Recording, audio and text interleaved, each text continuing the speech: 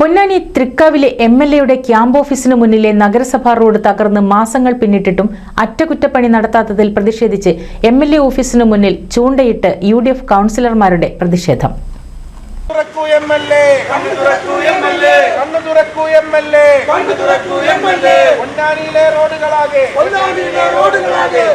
പൊന്നാനിയിലെ റോഡുകളാകെ കുണ്ടുംകുഴി നിറഞ്ഞിട്ട്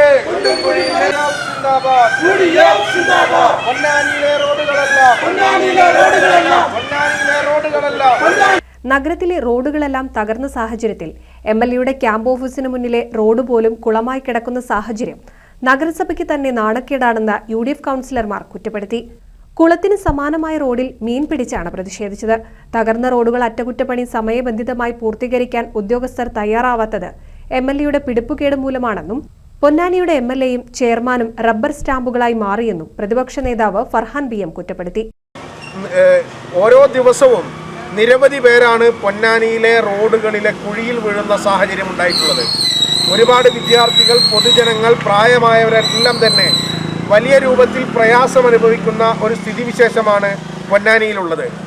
പൊന്നാനിയിലെ പൊതു റോഡുകൾ, അതുപോലെ തന്നെ നഗരസഭയുടെ നേതൃത്വത്തിലുള്ള റോഡുകൾ, PWDയുടെ നേതൃത്വത്തിലുള്ള റോഡുകൾ, എല്ലാ റോഡുകളും പൊട്ടിപ്പൊളിഞ്ഞു കിടക്കുന്ന ഒരു സാഹചര്യമാണ് നിലവിലുള്ളത്.